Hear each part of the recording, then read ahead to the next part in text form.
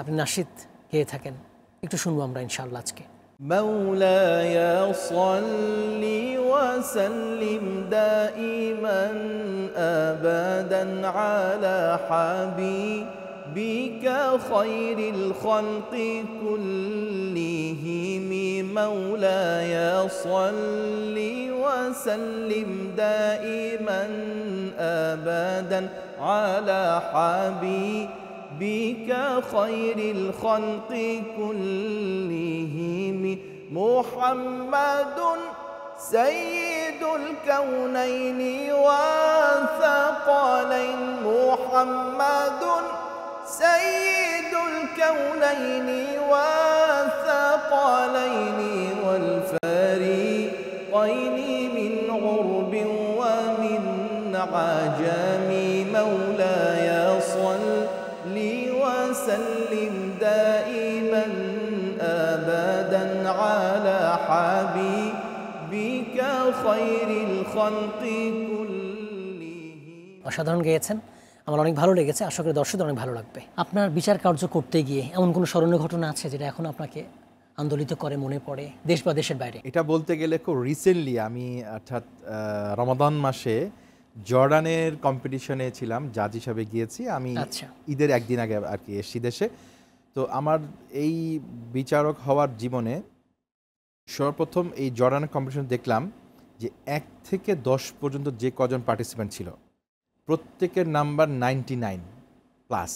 তার মানে কেমন মানে মানে কম্পিটিশনের যে ইয়েটা কি বলে এটাকে, মানে লড়াইটা খুব আর কি কঠিন ছিল। সবাই 10 জন, 1 থেকে 10 যারা হয়েছে প্রত্যেকের নাম্বার 99 প্লাস। তো এদের সামান্য ব্যবধানে কিন্তু 1 2 3 আর কি তারা হয়েছে। এটা আমি আসলে অন্য কোথাও আমি পাইনি আজ পর্যন্ত। এখানে আমাদের দেশের প্রতিযোগী ছিল ওখানে 1 থেকে 10 এর মধ্যে, বাংলাদেশের মধ্যে একজন ছিল। সব মানে সে বাংলাদেশের যে পার্টিসিপেন্ট ছিল জর্ডানে, সে 7ম হয়েছে আর কি। 7ম হয়েছে। কোরআন মাজিদ নিয়ে আপনার কি প্ল্যান সামনে, এখন কি করছেন আপনি? এখন আমার আব্বাজানের হাতে করা যে ইনস্টিটিউট রয়েছে, বাংলাদেশের সর্বপ্রথম যে কিরাত ইনস্টিটিউট মাহাদুল কিরাত বাংলাদেশ, সেটার আমি ডিরেক্টর হিসাবে এখন আছি।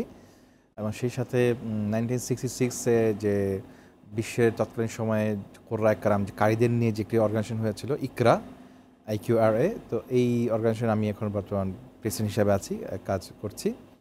এবং সেই সাথে আপনি জানেন যে আমি বিভিন্ন দেশে আলহামদুলিল্লাহ প্রতি মাসে আমার সফর থাকে, বিভিন্ন কনফারেন্সে তেলাওয়াত করা, কম্পিটিশনে জাজ হিসেবে কাজ করা। তো আমার প্ল্যান হচ্ছে ভবিষ্যতে আমি চাই যে, আমি আশা করি বা স্বপ্ন দেখি যে বাংলাদেশের প্রতিটি মুসলিম একসময় বিশুদ্ধ করে কোরআন কারীম তেলাওয়াত করবে, তারা কোরআন বুঝবে এবং কোরআন আমল করবে। এবারে জানতে চাইবো আপনার প্রতিষ্ঠান থেকে, আপনার ইনস্টিটিউট থেকে আপনার ছাত্ররা কেমন ফলাফল নিয়ে আসছে দেশ বা দেশের বাইরে? আলহামদুলিল্লাহ, আপনি জেনে খুশি হবেন যে এই আমাদের যে ইনস্টিটিউট আছে, এই ইনস্টিটিউট শুধু বাংলাদেশি ছাত্র না, বিদেশ থেকে অনেক ছাত্ররা এখানে পড়তে এসছে এবং আলহামদুলিল্লাহ তারা পড়ছে। বিশেষ করে আশপাশের যে দেশগুলো আছে, ইন্ডিয়া, শ্রীলঙ্কা, মায়ানমার, তো এই আশপাশের যে দেশগুলো সাবকন্টিনেন্ট থেকে অনেক ছেলেরা আলহামদুলিল্লাহ এখনও আছে, তারা পড়ছে। এবং বিশ্বের বিভিন্ন দেশের যে আন্তর্জাতিক কম্পিটিশনগুলো হচ্ছে সেখানে তারা ভালো ফলাফল নিয়ে আসছে। আমি কিন্তু কাজ করি বিভিন্ন হিফজখানার যে শিক্ষক যারা আছে, যাদেরকে তৈরি করলে তারা ওই হাফেজগুলো তারা তৈরি করতে পারবে। তো আমি এই হিফজখানার শিক্ষকগুলোকে আমি তৈরি করছি, তারা কি করছে, হাফেজ তৈরি করছে। অর্থাৎ আমি শেখাচ্ছি শিক্ষকদেরকে, তারা শেখাচ্ছে হাফেজদেরকে। এবং আলহামদুলিল্লাহ আপনি খুশি হবেন যে আমি এই খেদমতটুকু করার ফলে আমার ছাত্ররা বর্তমানে বিভিন্ন দেশে ইন্টারন্যাশনাল কম্পিটিশনে গিয়ে হিফজ কম্পিটিশন থেকে পুরস্কার নিয়ে আসছে। আলহামদুলিল্লাহ, এটা অত্যন্ত মানে খুশির সংবাদ। আমাদের দেশের হাফেজদের ব্যাপারে, কারীদের ব্যাপারে আপনার পরামর্শ? আসলে হিফজটা হচ্ছে আল্লাহ কালামকে হিফজ করা, তো এই জন্য মেহনত দরকার। তো কিরাতের যে ফিল্ড রয়েছে এটা কিন্তু টোটালি ডিফারেন্ট। এটার জন্য পর্যাপ্ত পরিমাণ আপনার পরিশ্রম, সাধনা। কিরাতের যে বিষয়টা রয়েছে এটা কিন্তু একটা সাধনার বিষয়, কারণ এটা একটা শিল্প। একজন শিল্পী কিন্তু একদিনে তৈরি হয় না, অনেক বছরের সাধনার পর, অনেক চর্চার পর একজন শিল্পী হিসেবে তৈরি হয়। কিন্তু হিফজ বা হাফেজ হওয়াটা কিন্তু মানে ওই কারির তুলনায় অনেক ইজি।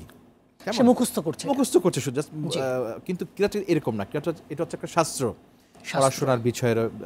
পড়াশোনার বিষয় রয়েছে, সুরের বিষয় রয়েছে, ভয়েসের যে বিষয় রয়েছে, অনেকগুলো বিষয় মিলে কিন্তু একজন কারি হয়।